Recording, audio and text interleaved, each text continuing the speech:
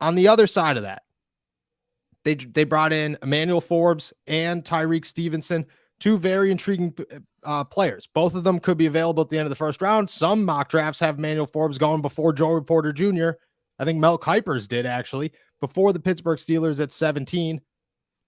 I mean, does it show their hands? So far, the corners that the Steelers have brought in are Keely Ringo, Forbes, and Stevenson. They have not brought in Joey Porter Jr., although they've met with him at the draft, at the combine.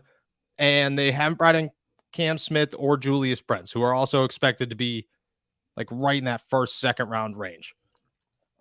Are we getting a hint? Do you take anything away from these visits at all? Or you just looking at it going, well, they're doing their homework on some corners? I think they're just kind of doing their homework on some corners, but then again, you don't just use a top 30 visit just to do your homework. You can do your homework in other ways. I don't know, I feel like this corner market in the draft has gotten so mixed up ever since the draft or ever since the combine. We arrived at the combine knowing, okay, there were 4 top corners, and that doesn't really seem to be the case anymore. It seems like there's a lot of fluctuation, just in kind of the evaluation and the rankings of, okay, where's Joey Porter compared to Devin Witherspoon, compared to Christian Gonzalez, compared to whoever.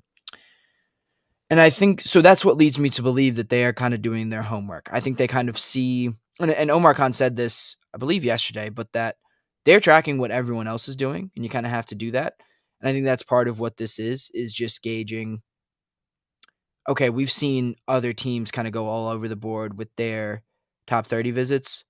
We need to kind of get a read on who's going to be there. Like, it might not be the same 4 guys taken, same 4 corners at least, taken right before us that we might have thought there would have been. Yeah, I agree 100%. I think the Steelers look at this and say there is a strong possibility that we are sitting there and 17 pops up and we don't have a pick. Like, our guys are gone. We have to make a move.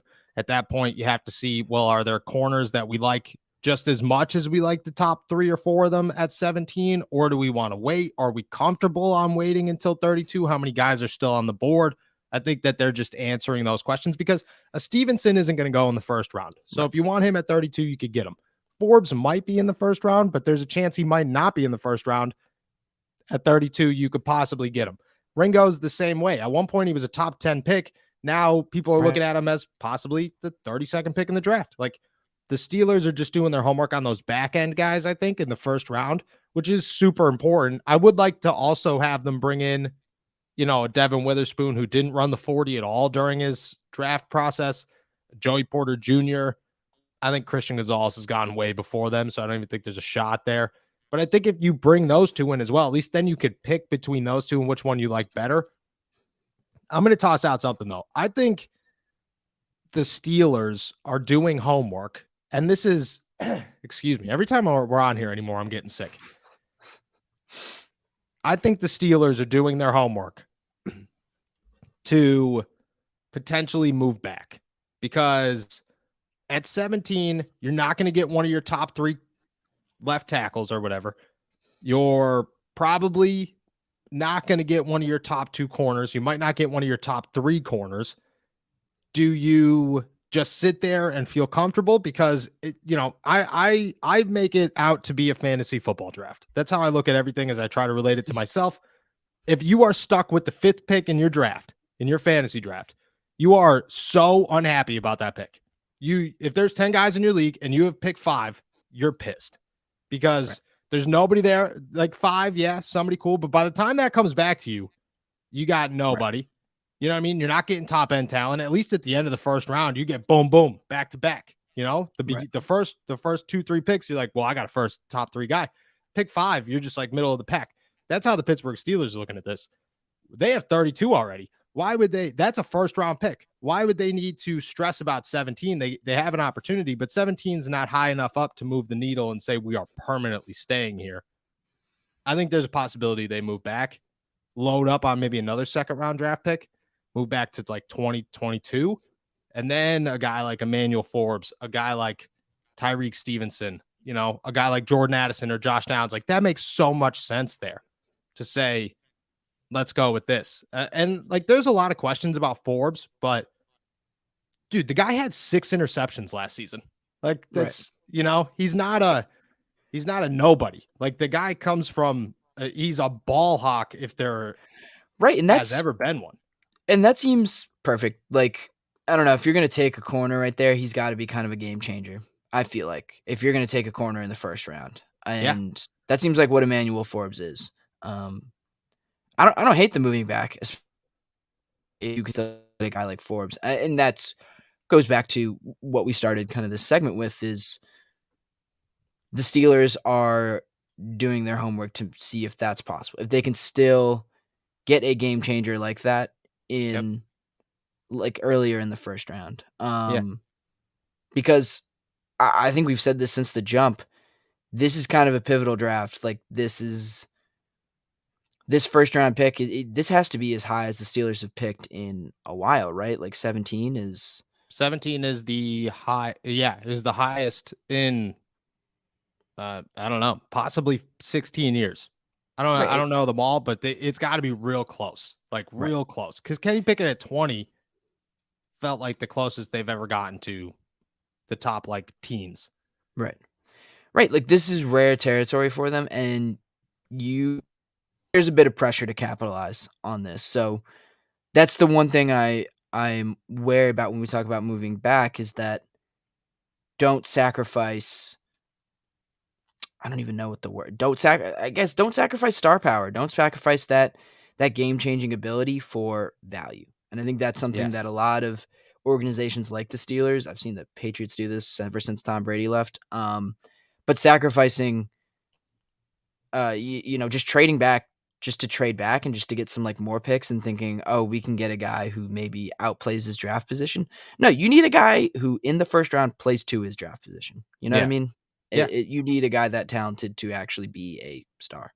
Yeah, I agree. And I don't think trading out of the first round is the move, but I think that at 17, there is a possibility. There is also a possibility, and I'm agreeing with you, but there's a possibility that at 17, there's their guy, whether it's Addison or Paris Johnson or Skoronski or Joey Porter Jr. or whoever, but there's also a possibility that they're sitting there and they're going, yeah, we're going to reach on somebody. And there's, let's dip it back a couple of picks and then get our guy, because they can't leave the first round. Just like you said, you have to look at this draft and say, we need at least one player who comes in here and makes a huge difference on this team in 2023.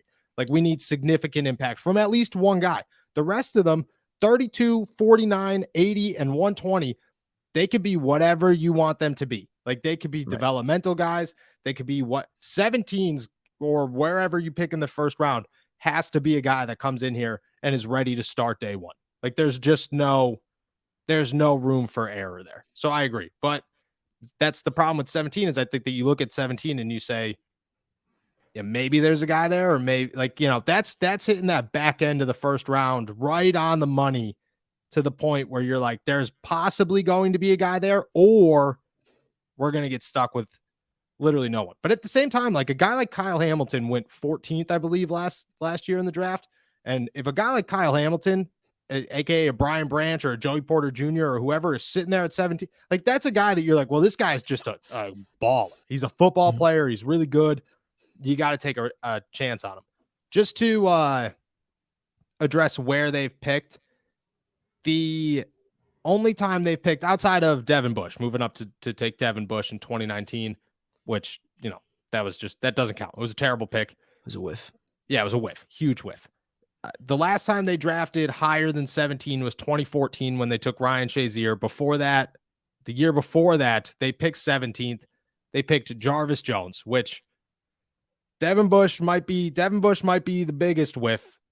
Jarvis Jones is a very, very close second, if not a first. Like they are neck and neck, which is not good. But a couple years earlier, Marquise Pouncey went 18th. So look, I know Jarvis Jones is going to be under contract for the Steelers next year. I can't say that about Devin Bush.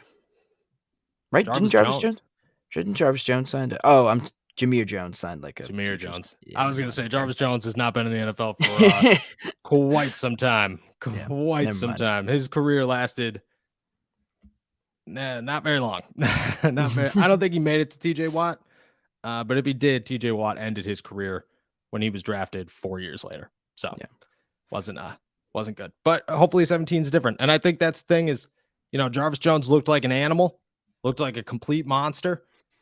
Sometimes that's risky, Bud Dupree was another one. Bud Dupree when was Bud Dupree? 22nd. People had him projected way higher than 22nd, but there were concerns. Dude looked like a monster in college. Coming out, they drafted him at 22nd. Everybody's like, this is a steal, blah, blah, blah. Turned into something, didn't turn into what they hoped to turn into, and took a while to develop, but it looked like he was their best option at 17. I almost want the Steelers to be sitting in a situation where it's not their best option. They have to make a move on the guy that they feel is like the best available doesn't always work out. Right. Sometimes it does. In the case of a guy like TJ Watt, it does. At 17, that's a dangerous spot to be sitting there and saying the best available. There's a reason the best available didn't go in the top 15. There's a reason we're sitting here at 17 and this guy's still on the board. And I think you have to be cautious with that. It does leave some worry. I think Joey Porter Jr. would be the guy that if you put everybody out there right now, or Jordan Addison would be another one where you're just like, why didn't they go higher? That's a huge question. So I agree. I think that you got to land somebody big, but you can't just pull the trigger on who's ever in front of you.